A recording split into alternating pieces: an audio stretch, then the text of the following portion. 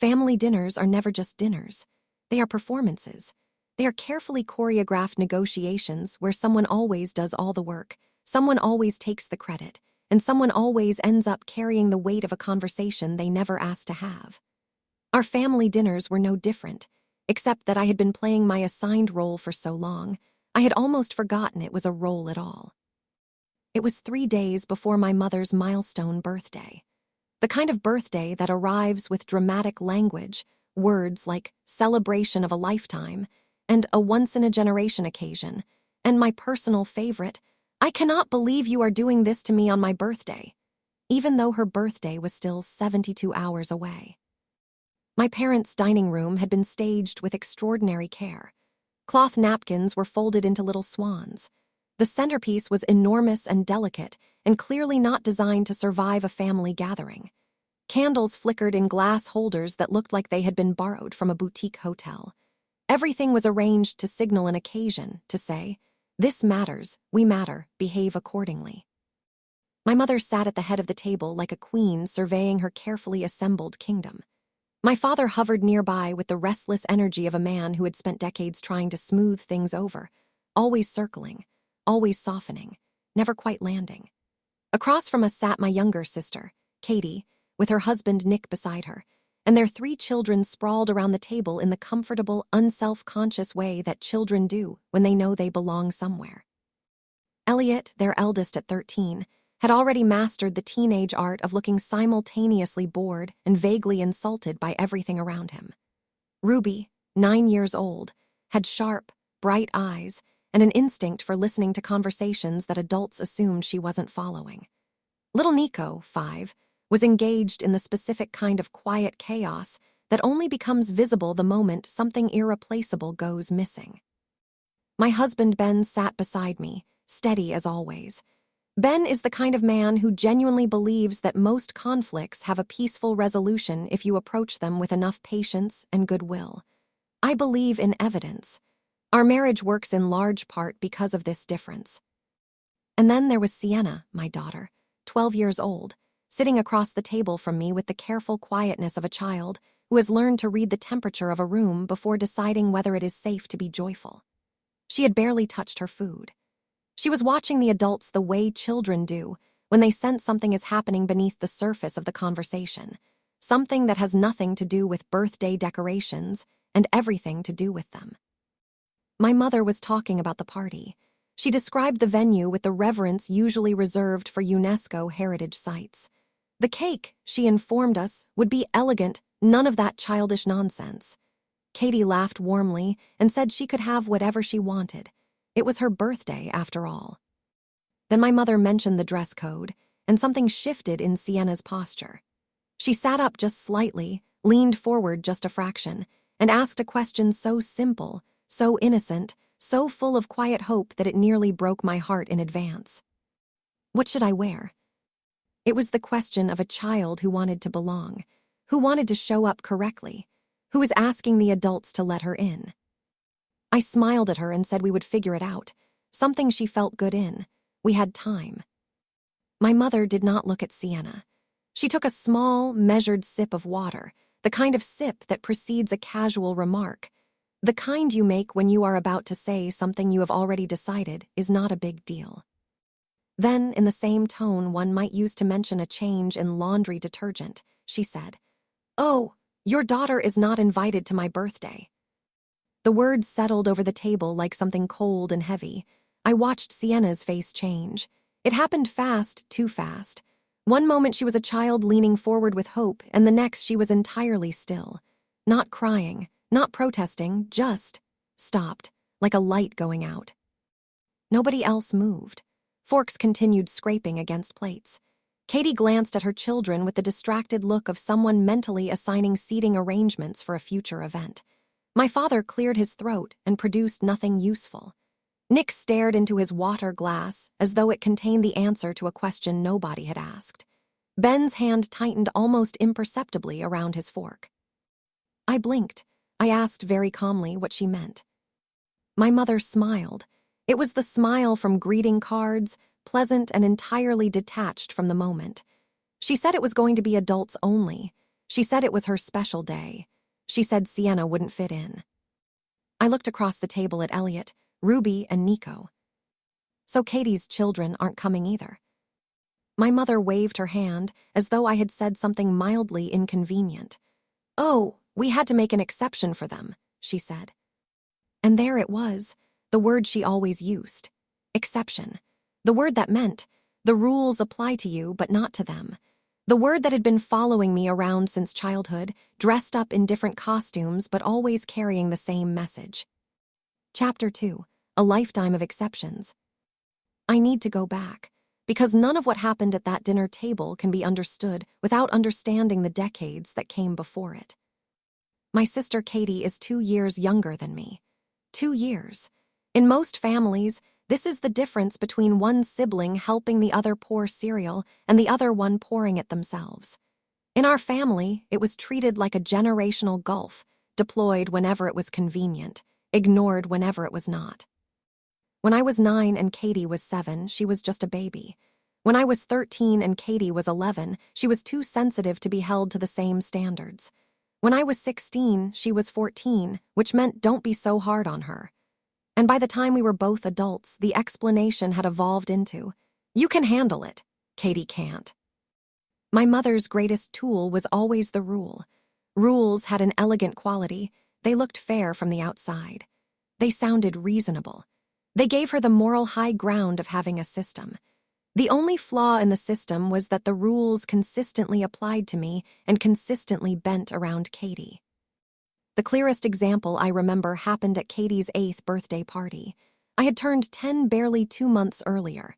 My mother had taped a handwritten sign at the entrance to the living room, "Party games for children up to age 10. I read it and felt a small wave of relief. I was 10. I was still a child. I still wanted to play. Before the first game started, my mother pulled me aside.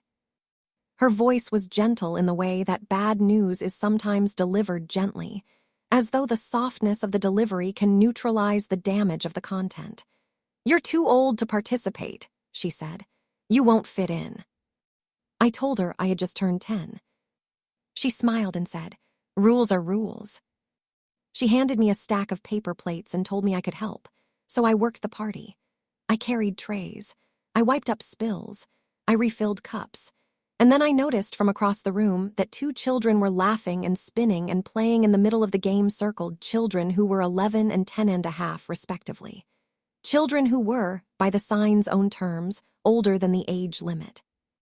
I watched them for a long moment. Then I walked over to my mother and pointed it out. She didn't even pause. "Oh," she said cheerfully, "they're a special case." I stood there with my paper plates and understood something for the first time with a clarity that children sometimes achieve when adults think they aren't paying attention. The rules were rules until she decided they weren't, and I was never going to be a special case. That pattern moved through every stage of our lives. When I received a school award, my mother would sigh and say it was too much trouble for everyone to come, schedules were tight, it wasn't worth disrupting the week. When Katie received a similar recognition, suddenly the calendar opened like a flower. Relatives were called. Dinner reservations were made. Photographs were taken. I learned to celebrate quietly. I learned to keep my pride tucked inside my own skin, where no one could either share it or diminish it. I learned to look genuinely grateful for whatever scraps of recognition came my way, because asking for more was the kind of thing that made you difficult. By the time I became a mother myself, I had convinced myself I was over it. Then Katie had children, and I realized the entire system had simply found new players. Chapter 3. The Financial Architecture of Compliance. It started, as these things often do, with a single reasonable request. One bill, 1 month, one tight corner that my parents needed help navigating. My mother framed it as fairness personified, both daughters contributing equally, the way family is supposed to work. I agreed, because I had been trained to be reasonable. The exception arrived almost immediately, right on schedule. Katie had 3 children. Money was tight. Life was hard. My mother delivered this information with the gravity of someone announcing a geological fact. as though Katie's circumstances were a law of nature rather than a situation, as though having 3 children meant that her share of responsibility simply evaporated, and the remaining portion redistributed itself to me automatically.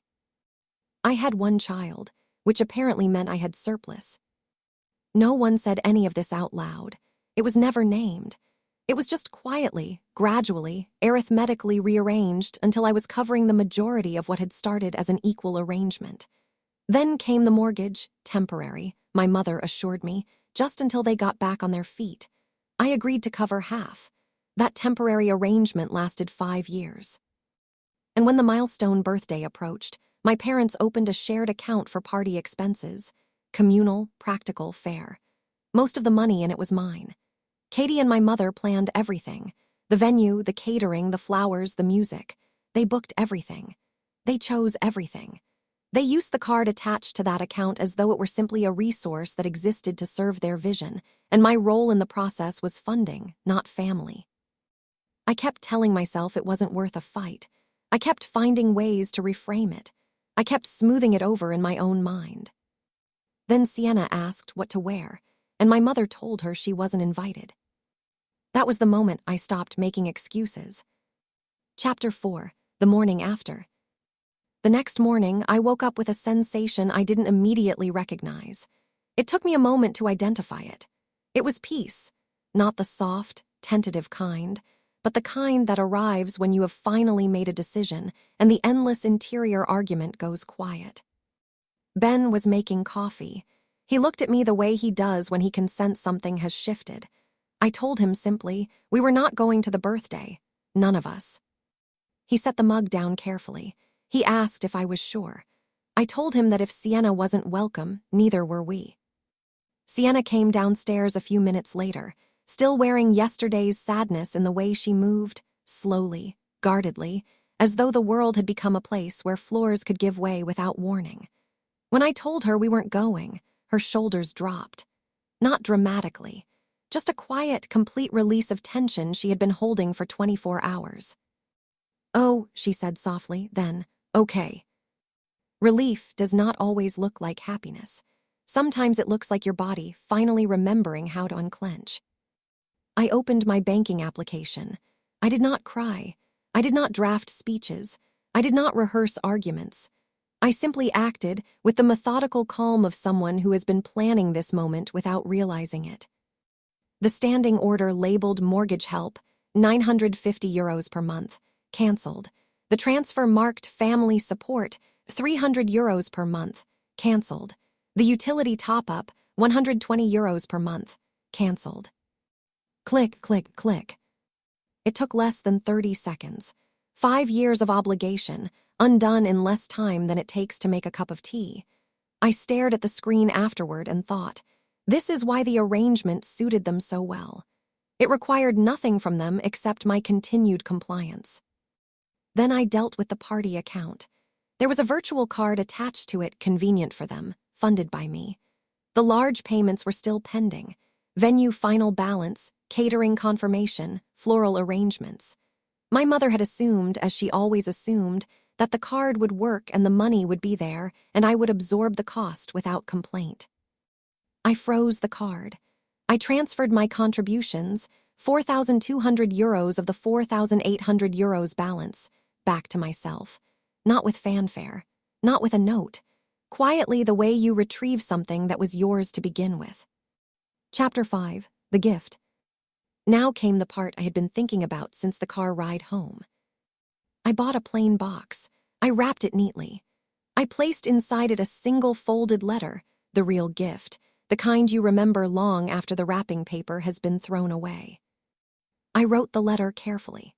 Not in rage, not with the wild electricity of a person who has just reached their limit, but with the measured precision of someone who has had decades to think about exactly what they wanted to say and has finally decided to say it. Mom, I have spent years making excuses for you. I told myself it wasn't favoritism. I told myself I was imagining it. I told myself it was easier for everyone. For the peace of the family, for Sienna to stay quiet and keep going. But you crossed a line at that dinner table that cannot be uncrossed. You excluded my daughter from your birthday celebration while openly inviting your other grandchildren. You said it casually, as though it were nothing, as though she would not understand. She understood. I watched her face change. I watched her go still. I watched her do the bravest and most heartbreaking thing a child can do: accept it. I am a mother. That is my first and most important role. My job is to protect my child, not from the ordinary disappointments of life, but from being made to feel, repeatedly and deliberately, that she matters less than the children sitting across the table from her. I will not keep bringing her into rooms where that is the message. We will not be attending your birthday. We will not be coming to family events. We will not be maintaining contact. Please do not call me. Please do not send messages through other people. And because there will be no relationship, there will also be no financial support. I am withdrawing everything, effective immediately. I hope you have the life you built. Goodbye. I folded the letter twice and slid it into the box. I timed the delivery so it would arrive on the day of the party, to be opened when the gifts were opened, in the exact moment when my mother was expecting to be celebrated, expecting gratitude, expecting the particular satisfaction of being the center of a room full of people who loved her. Instead, she got the truth. Chapter 6, The Reckoning. On the day of the party, our house was quiet in a way that felt deliberate and clean. Ben took Sienna out for ice cream, not as a consolation prize, not as a distraction, but as a small, clear statement. We are allowed to have a good day. I stayed home. My phone sat on the counter like a held breath. The first call came mid-afternoon. My mother's name appeared on the screen. I let it ring twice before I answered, because even now, even at the absolute end of my rope, I am still me.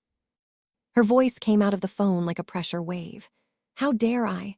How could I do this to her on her birthday in front of everyone? She had opened the gift. She had expected something warm and sentimental, a photograph, perhaps, or a card that said she was loved and missed. She had probably held up the box with a little speech about how her daughter couldn't be there, but had sent something special. Instead, the letter. I heard my father's voice in the background, low and urgent. What did you do? He wasn't asking me. He was asking her, looking at the wreckage and trying to identify the source. My mother said I had embarrassed her, humiliated her in front of her guests. I told her calmly that I had not read it aloud. Then her fury shifted registers, from outrage into something closer to panic. What is this about the money? She demanded. Vendors were calling. The card wasn't working. The account was empty. What had I done? I told her I had withdrawn my financial support, effective immediately. You can't, she said, as though she were announcing a law. You excluded my child, I said. You don't get access to her, and you don't get access to my wallet. She tried several more approaches. It was adults only. It was just a party. I was being selfish. I was abandoning my own mother. She said this last part with particular emphasis, as though the word abandoning would trigger some deep reflex of guilt that would override everything else. But I had already made my decision. I told her this was my boundary. I told her not to call me again. Then I ended the call. The silence afterward was so complete it felt almost physical. And for the first time in a very long time, the silence did not feel like loneliness. It felt like space. Chapter 7, The Campaign. The smear campaign began before the afternoon was over. This is how these things work in families like mine. You don't let the story breathe. You fill the air immediately with your version of events, because if you can make enough noise fast enough, the truth never quite gets room to establish itself. By the following morning, my phone was receiving calls from people I hadn't spoken to in years: aunts, cousins, a family friend, someone who had borrowed my casserole dish and never returned it. Each call carried a variation of the same message. How could you? She's your mother. You only get one. I answered the first few out of habit. Then I stopped performing. This is private, I said. I'm not discussing it. Some people huffed. Some people tried again, approaching from different angles, but the answer was always the same. This is private. The people I actually cared about asked differently. They didn't arrive with judgments preloaded. One cousin called and simply asked, "Nora, what happened?" So I told her not the full history, not the decades of it, just the essential facts. Years of financial support. My daughter excluded from the birthday while the other grandchildren were included. A rule that only applied to one child. There was a pause on the line, then quietly, "That's not right." It was strange to hear it said so plainly. Not as a debate point, not as a grievance, just as a simple statement of reality. A few more close people heard the same summary and responded the same way. The reaction was consistent. Shock first, then clarity. Whatever my mother's version of events had been, the facts themselves told a different story. Then the invoice arrived in the mail. A real one, with letterhead and line items and payment terms, €2,360 for the birthday venue's final balance. Under responsible party and billing contact, someone had written my name, my phone number, and my email address. I called the vendor. I was calm, polite, and very precise. I had not signed any contract, I said. I had not authorized this. I was not going to pay it. The vendor sounded tired, understandably so, and said my name was on the contract. I replied that someone had put it there without my consent, and they would need to pursue the actual signatory. There was the sound of paperwork shifting. "I'll make a note," she said. "Please also remove my contact information from this account," I said. When I hung up, I felt the specific satisfaction of refusing to absorb a cost that was never mine to carry. Chapter 8, The Confrontation at the Door. The knocking started that same afternoon. Not a polite knock, a pounding, the kind that announces itself as an argument before a single word has been spoken. Ben looked at me from the kitchen. Sienna was at the table doing homework. She went still at the sound in exactly the way she had gone still at the dinner table, and I hated that instantly and completely. I told her gently to go to her room, to put her headphones on. She asked if it was Grandma. I didn't lie. I told her yes, but that she was safe and that she should go. She nodded and disappeared down the hallway. Ben moved to stand beside me, quiet, steady, present. I opened the door. My mother stood on the porch with her face arranged into an expression of outrage and desperation, two emotions that don't naturally coexist, but that she had always managed to combine with impressive efficiency. My father stood slightly behind her. Katie was there too, jaw set, having apparently arrived with the intention of winning something. Nick brought up the rear with the unmistakable bearing of a man who had been conscripted into a conflict he did not start and does not want to finish. My mother spoke first. She wanted to know if I could at least pay for the birthday. She told me I had no idea what I had done to them. They were already in debt. How were they supposed to manage? I told her, as evenly as I could, that she was asking me to pay for a party I had not been welcome at, that my daughter had not been welcome at. My father tried to soften things. He asked me to just help them get through this. My mother cut him off to inform me that I always had money, that I had always had money, that this was simply a fact about me. "I have money," I said, "because Ben and I work, because we budget. Because for the last 5 years, instead of saving it or spending it on our own family, I have been paying your bills." Katie stepped forward. She said it was unfair. She had 3 children. Things were harder for her. I looked at her. "What does that mean?" I asked. "That I finance your life because you had more children than I did." She said we were acting like they had done something wrong. "You excluded my daughter from her grandmother's birthday," I said, "while inviting every other grandchild, and then called it a rule." My mother said it was adults only. I told her to stop pretending. I leaned against the door frame and said the thing I had been waiting most of my life to say clearly and without apology. "You don't treat me like a daughter. You don't treat Sienna like a granddaughter. And you still want my money. I'm stepping out of the role you assigned me, the one where I pay and smile and pretend not to notice." My mother's voice rose. She said I was cutting them off. She said I was abandoning my own mother. She asked if this was really what I wanted. I said, it was never one party. It was one party too many. For a moment, everyone was quiet. Not the quiet of understanding, the quiet of leverage running out. My father's shoulders fell slightly, as if he could finally see the full picture and found it painful. Katie's expression held something I hadn't expected to see there. Fear. Perhaps the fear of being next in line to carry the weight I had just set down. My mother turned away. "After everything we've done for you," she said. Ben's hand found the small of my back, just briefly, just enough. I watched them walk to their car one by one, my mother first, theatrical as always. My father following like an apology he had been meaning to make for 30 years. Katie stiff with resentment. Nick trailing behind like a man hopping the road would open up and offer him an alternative destination. At the car, my mother looked back. "You're going to regret this," she said. I didn't answer. I closed the door. My hands trembled for exactly 10 seconds. Then they stopped. Chapter 9. After. Sienna's bedroom door opened a crack. Her eyes appeared in the gap, cautious and assessing. "Are they gone?" she asked. "Yes," I said. "They're gone."